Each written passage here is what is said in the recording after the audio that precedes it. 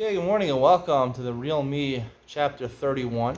We're nearing the end of this amazing sefer. It's amazing because of my shiur on the sefer. It is an interesting book. It was a bestseller according to Jewish Haredi standards. Chapter 31 is titled Chinuch and Mitzvos. This is really a continuation of the last chapter, which really had nothing to do with Judaism. It was about raising children, advice in raising children. Here he ties raising children into the observance of the mechanech your children and mitzvahs, which is a chiyuv in the Gemara. The Gemara talks about it, that you have obligation to, when the child reaches a gil chinuch, when he learns how to shake a lulav and esrog, a sukkah now, you have to buy him a lulav and esrog, a kosher one. He's chayav midrabanan. There's a question in the Rishonim and the later Achronim whether the chiyuv is really on the father, or it's a chiyuv midrabanan on the child at a younger age. The basic idea of both opinions is really get the child accustomed to doing mitzvahs so that when he turns bar mitzvah, he'll be familiar with how to do the mitzvahs. It won't be hard for him to just learn, because at 13 he's obligated to do the mitzvahs, midaraisa, according to the Torah. So we talk about chinuch and mitzvahs, and the basic idea of the author over here is to say that when you want to get a child to do the mitzvahs, you have to put a lot of warmth and love in your child. You shouldn't force him to do the mitzvahs. You should, if he does the mitzvah, you should praise him, but you shouldn't make it a burden on him. So that's what he says. If you're learning with your son and your son says something brilliant, say praise that. But if your son walks away from Abu Subbanim, he leaves, don't scold him about that. Because it has to be out of love. It has to be out of love. Then he brings a Mishlei, and Mishlei says something which seems to go against what he's saying. Chosech shifto sonei b'no. Someone, he who neglects his stick hates his child. Yisar b'necha yanichecha. Punish your child and he'll be good to you. Yasser b'necha, I guess that's what it says. So, from Mishlei it seems, if you want to raise your child properly, especially in Torah mitzvahs, presumably that's what Mishlei is talking about, so you gotta beat your child, you gotta punish your child.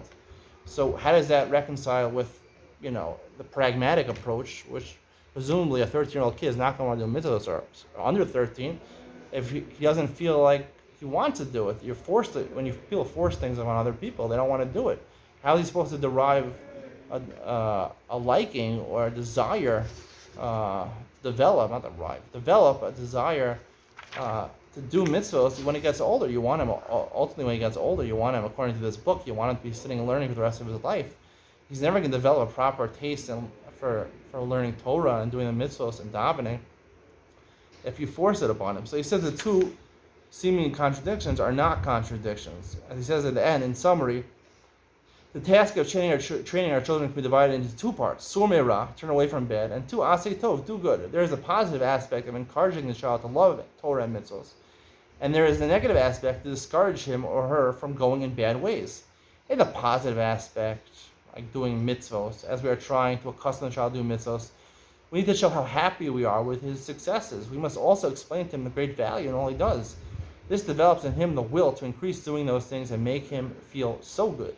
In the negative aspect, as we want to distance the child from bad things, we must show pain for his failings, not out of disappointment in him or belittling him, but out of esteem and respect. You're such a tzaddik. How could you have done this? One famous author writes that his father would rebuke him with the words, "It's pashnish. It's not fitting for you." When the hurt is genuine and the rebuke is done with love and esteem, it's accepted with open arms. They say of Rav Shimon Shchab's father that he would punish his children for a misdeed by refusing them jam on their bread meal. Jam. High standards over here. He gave him jelly on their bread. But he himself would also, if he punished his children, he also wouldn't he wouldn't take jelly for himself. He would put butter. This kind of rebuke and punishment, even by giving a potch with a loving heart, is what Shlomo Melech meant when he admonished not to neglect the stick. Because a child desperately needs clear-cut boundaries and rules, defining what is allowed and what is forbidden. To give in to him is terribly damaging. That's how he ends off the chapter. He says there's two types. There's, I would say, basically it means by positive mitzvahs. You encourage him, tell how great his learning is, how great his shaking of his daled minim is. And then there's doing averos, going off the derech, OTD, going OCD, or off the derech. You're going off the derech, so you have to rebuke him. You have to tell him how terrible what he's doing is. Obviously, you have to say it's pashnish, not for someone like you, not for someone, a 7-year-old kid, for you to be eating pork. You shouldn't be eating pork. Pashnish for you. That's what he says over here. I'd like to make a different distinction between the parent contradiction over here. I do agree that you have to uh, develop, and you want to develop in your child a love for Torah and mitzvot and learning and tefillah.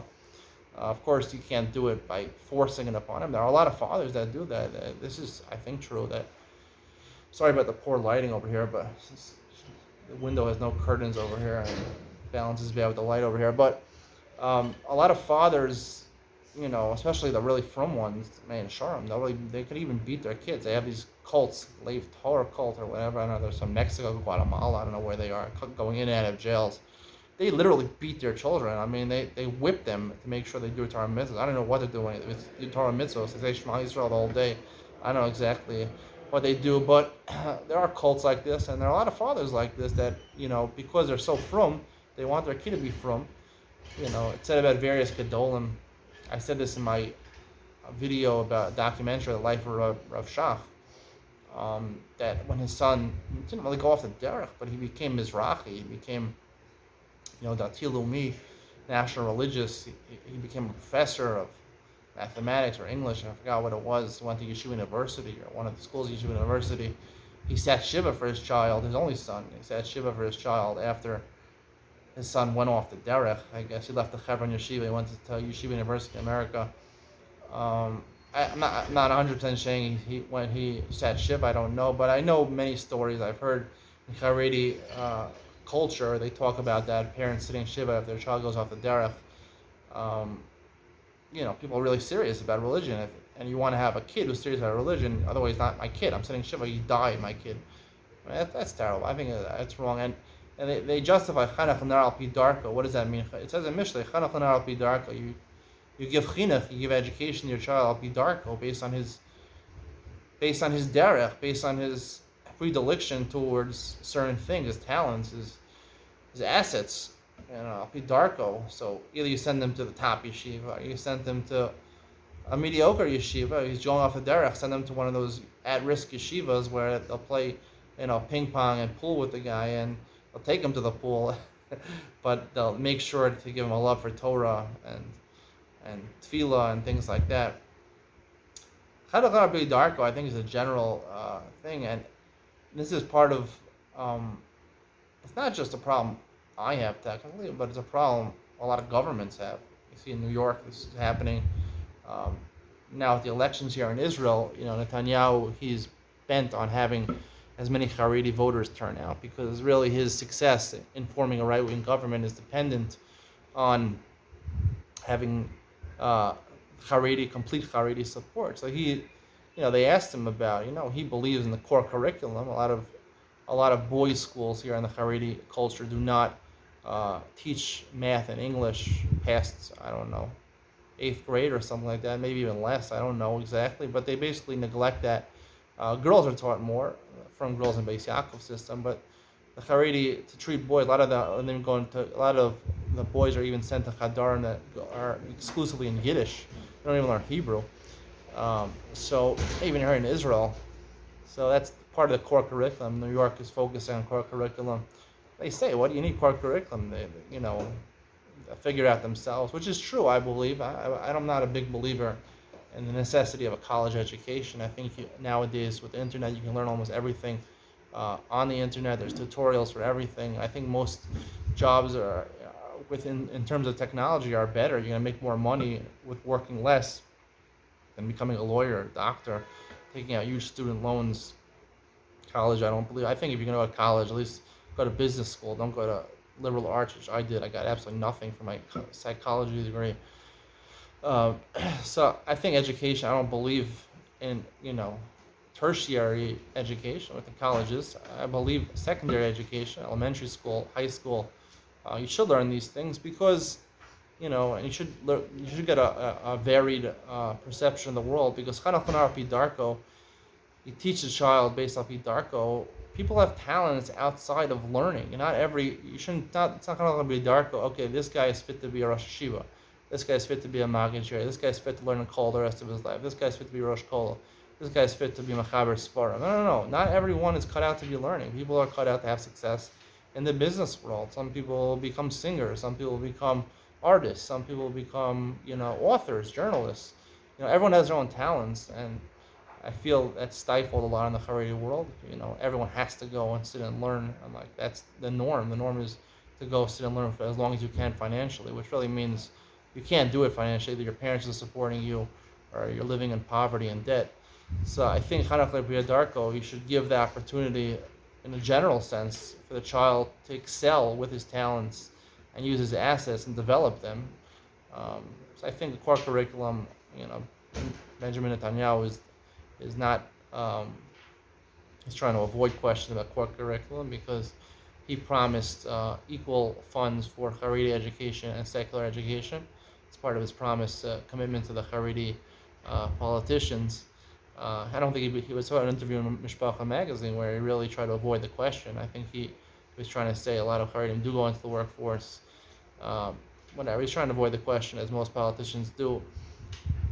So I believe Chanukah Arpi Darko, in terms, it's a more general thing. I'm not talking about Torah mitzvos. Now, getting back to Torah mitzvos, what the author is talking about over here, of course, if you want your child, as a Jew, you want your child to keep Torah and mitzvos because you keep Torah and mitzvos. He's a product of yourself. You want him to keep Torah and mitzvos, your son, your daughter. So you give them a yeshiva education. You send them to boys' school, girls' school. And of course, if you force it upon them, like some parents try to do, they're not going to be happy. They're going to probably turn away, which the author makes sense. His distinction over here about saying when Mishlei it says you're supposed to hit your child, I don't think it's talking about going off the derech, right? If that's what he sounds like, that if it's going to lead the child is going off the derech, he's not doing Torah mitzvah, he's not keeping Shabbos anymore, then you start beating him. That's also not going to work. I mean, you beat him, he's going to turn further away. I think what Mishlei is talking about is making proper boundaries for your own personal life. As parents, before you have children, you have a life between yourself. You have a life between your husband and wife. You could have fun together. You could enjoy yourself. Once you have kids, they're nuisances in a certain respect. They're a blessing, but they're also nuisances, and they ruin your married life. A lot of times they ruin the relationship between a husband and wife completely, where they're both just focusing on what's best for the kids, and it's like an ownership over kids, like a partnership for kids. They lose the relationship between the husband and wife. Kids are the biggest challenge to a marriage. Most people know this. The more kids you have, the more challenge you have to your marriage. And I think you have to set up healthy boundaries between not letting your kids invade the privacy between a husband and wife, not really letting them ruin the relationship. And that's what I think Mishlei is talking about. Disciplining kids. Kids do a lot of things, not just averos, right? When they jump on tables and they just steal things and take things and get into fights and hit other kids, and say nasty things. You have to deal with them, right? If they're hitting other kids, you got to deal with them. If they're not listening to you, right, they're gonna break down those boundaries between you and your wife, the wife and the husband. Sometimes they pit the wife against the husband. The wife wants something for the kids. The husband doesn't want something for the kids, and the kids play into that. They know how to manipulate their parents in order to get what they want, and it ruins the relationship with the husband and wife.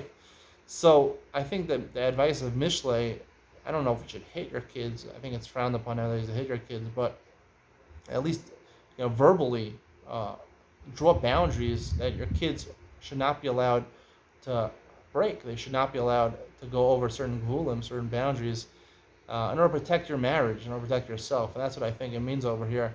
You got to keep your kids in check, so that they don't ruin your life. But it has nothing to do with Torah and mitzvos. Again, if you see they're rejecting Torah and mitzvos, the way to get them back on is not to yell at them or scold them or send them for help, therapists or things like that. Kids are going to do naturally what they're going to do. You can try to instill in them a love for Torah and mitzvos, but if they don't want it, they don't want it. Every kid has their own, has their own mind, and if they don't want it, you can't force a kid to do this. And I believe, really, listen, I have 4 young kids. Do I want my kids to follow in, the way I've chosen in Judaism? Yeah, I want them basically to be in the same ballpark. But, I don't think you should cut off a kid if the kid, doesn't keep Judaism anymore. Or, he's your kid, he's your child. You share a biological connection to that child. He's maybe the closest relative you have, closest blood relative you have, because he came from you. So you should never cut off a relationship with your child. I don't think that's right, because the relationship with a child should be, you know, non-breakable. It shouldn't be subject to severance. So you should always have a relationship with your kid. You should try to mechanech him, like the Torah obligates a father and a mother maybe to obligate their child in Torah mitzvahs, which is both doing the positive mitzvahs and avoiding and not doing the losa say. And that you have to do with encouragement, like the author says, and a kind word, and telling him good things when he does good things, and telling him if he doesn't do something proper, say, I don't know about it, say it's pashnish for you, say it's not fitting for you, but at least, to try to offer him a way of reconciliation where he can go back to the Torah way, and he, we could stop doing it so much, maybe gradually, incrementally, get him to refrain from doing it so much, whatever avera he's doing or something like that. But you have to be smart about this. You can't get too religious when it comes to your kids. Religion, I always say this, religion, even for a husband and wife, when a husband tries to influence a wife religiously, and this happens a lot, a wife tries to influence a husband religiously, it never works, never goes anywhere. It makes the relationship much worse, and certainly the same thing applies by kids. You try to influence your kids, tell them what to do, and show them you're only happy with a certain way they do it, it'll just ruin the relationship with you and your kids, just like it'll worsen the relationship with a husband and wife. You can't force other people on religion. Religion has to come from within, and that basically, as I said, the basic core of religion is basically decision making. It's bechira chavsha. It doesn't apply to Judaism; it applies to everybody, and that's a personal obligation. Religion is a personal thing. That's really what it is. To say someone who obviously when you marry somebody, you want to have similar interests in general, and religion is one of those interests because it makes life practically very difficult if one person is keeping a religion, one person is not keeping a religion. Practically, it doesn't really work so well, but that's not the basis of your relationship. I've seen so many times, I have relatives that go out, my wife's sister's going out, and and they're talking about religion, the first 3 dates, shkafa. I mean, that's not what should make the marriage. Marriage should not be predicated. The author himself said this based on Judaism. Your marriage should not be predicated on Judaism. Like some people I see, they learn that's the relationship. They learn together. They talk about halachas and chumras together, and that's exciting for them. It's not exciting for them because naturally they're not joined to each other out of a natural relationship, just out of religion. A common interest in religion does not make a relationship, does not breed fondness between people. It has to be natural. It has to be materialistic things that you share interests, share fun together with them. So any relationship, religion is a private thing, and it should always be a private thing. Practically, it makes sense to marry somebody that has similar values to you, and also having kids would be nice if they have similar values. You can share more experiences with them. Otherwise, it makes things more complicated. But it should not be the sole basis of or the main basis of your relationship. Religion is a personal thing. It should always be a personal thing. We have a mitzvah in the Torah to try to teach our children Torah and mitzvahs, but it has to be done in the right way. You can't force them. You'll never be successful forcing them to do religion. So that in terms of raising children in general, and giving them helping them financially and helping them emotionally, I think Mishlei is talking about just in general about you should encourage them. You should encourage them, their talents, their assets, nothing to do with Judaism, so they can become the greater self that they can, the best possible self they can. And when in terms of rebuking them and punishing them, it's really just a practical thing. I think in order to set boundaries between you and your children, it shouldn't interfere in your marriage, and it shouldn't interfere not just in your marriage, it shouldn't interfere in your life. You spend your whole life with your children, the kings over the parents. You're not going to have much of a life, an adult life. It happens too much. It's really an almost impossible thing to solve. What I suggest that Mishlei is talking about, to discipline your children is one of the hardest things. To get your kids to listen to you, not to cross those boundaries is very, very difficult. But if you want to have a life, you should really invest time and thought into trying to discipline your kids in the right way, so that they'll listen to you sometimes, and not listening to you to get punishments. They can't interfere with your boundaries. I've talked in chapter 30 about the proper way of disciplining your kids. This chapter, putting it into effect, the purpose is that the main purpose is that they shouldn't interfere in your marriage, and besides your marriage, in terms of your personal enjoyment in life, you're your marriage. If your kids are all consuming and they just step over the boundaries and they force you to do whatever you want, and you become the slave to your kids, which is very hard to avoid. But if you become the slave to your kids, and you'll have no personal life, you'll no adult life, you'll hate your life, and it's a hard battle, but we should try to fight it. And that's what Mishnah is talking about. Mishnah is talking in general lessons. It's not talking about Judaism. The Gemara was talking about Judaism, about the mitzvah of chinuch, katan shegil chinuch. Mishnah doesn't talk about katan shegil chinuch. It's talking about general advice. In terms of, that's what Proverbs is. It's about raising your children, encouraging them the right way, use their talents, and discouraging them from, becoming masters and kings over you, and you slaves, and you shouldn't be a slave to your kids. That's what I like to say over here. Hope you enjoyed. See you in the next one.